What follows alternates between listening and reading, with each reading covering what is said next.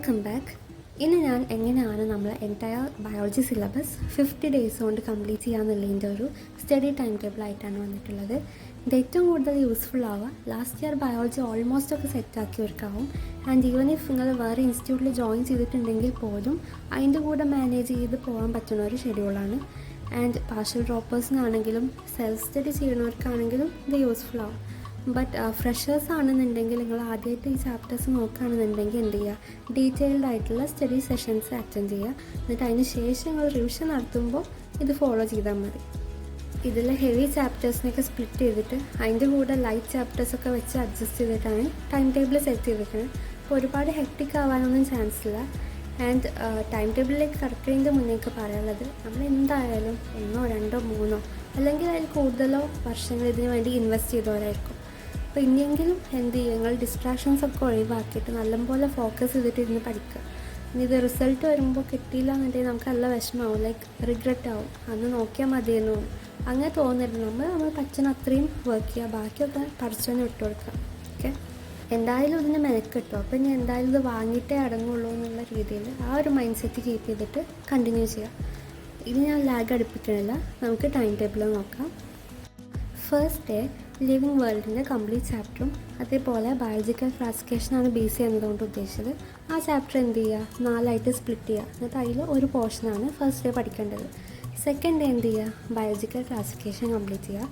Third day PK എന്നതുകൊണ്ട് ഉദ്ദേശിച്ച് plant kingdom and AK animal kingdom. ആ 2 ചാപ്റ്റേഴ്സ് 3ആയിട്ട് സ്പ്ലിറ്റ് ചെയ്തിട്ട് അതിൽ ഓരോ പാർട്ട് വീതം ഡേ 3ലും ഡേ 4ലും പഠിക്കുക. പിന്നെ ഡേ 5ൽ പ്ലാന്റ് കിങ്ഡവും ആനിമൽ കിങ്ഡവും എന്ത് ചെയ്യുക, കംപ്ലീറ്റ് ചെയ്യുക.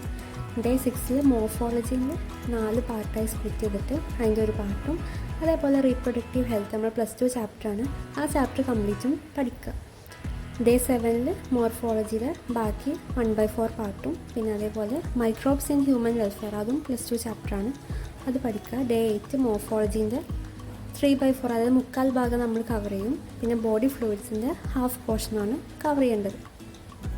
ഡേ 9 കൂടി മോർഫോളജിയും അതേപോലെ ബോഡി ഫ്ലൂയിഡ്സും കംപ്ലീറ്റ് ആവും. ഇനി ഡേ 10, 11 ആൻഡ് 12 നിങ്ങൾ നോക്കിക്കോളൂ, ഞാനിനി എല്ലാതും വായിച്ച് ബോറടിപ്പിക്കണില്ല. ഇവിടെ ടിക്ക് ഇട്ട ചാപ്റ്റേഴ്സ് എന്താണ് ആ ഡേയോട് കൂടി കംപ്ലീറ്റ് ആവുമെന്നാണ് ഉദ്ദേശിക്കുന്നത്.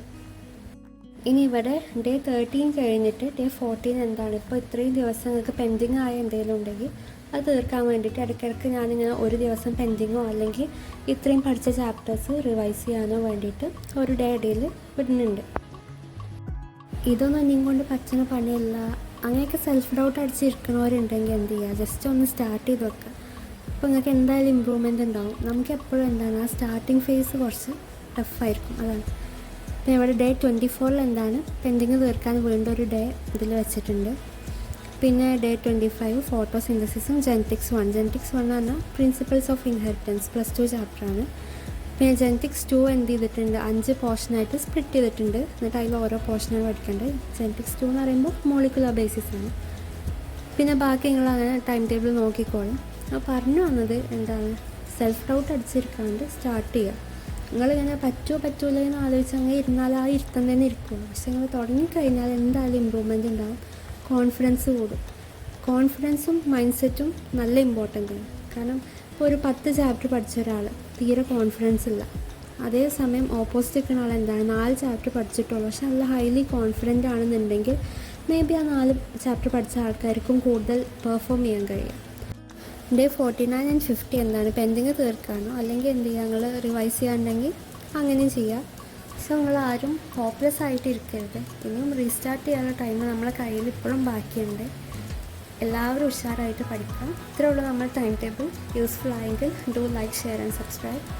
Thank you.